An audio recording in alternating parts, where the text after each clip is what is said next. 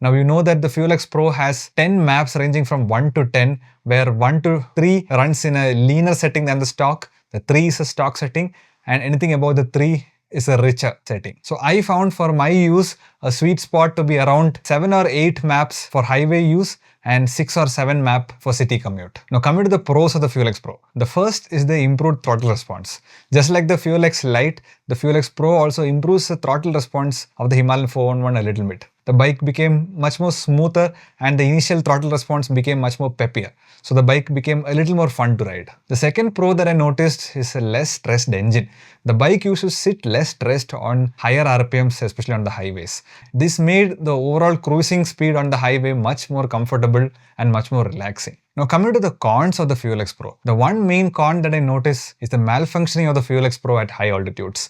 So as and when progressively you gain altitude, you should come down from a richer setting, come to the stock, and then even come to a leaner map to give you better performance at high altitudes, because the air is very thin there and you need to run at a leaner air fuel mixture to give the bike a better performance. So by the time we went from Chandigarh to Manali, I slowly came down from the map 8 to map 5.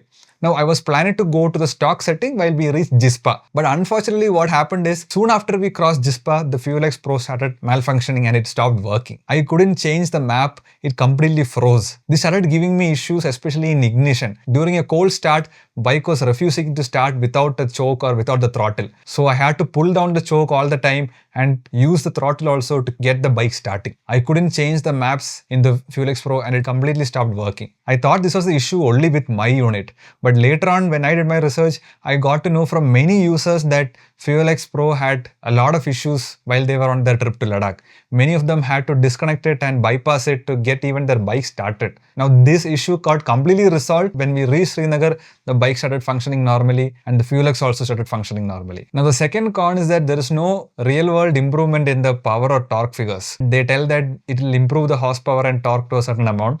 But in real world usage, I've never felt any increase in acceleration, any increase in top speed, and any increase in the overall performance. It's just that it makes the fueling a little more smoother and the throttle response improves a little more, so the bike feels a little more peppier and smoother to ride. That's it.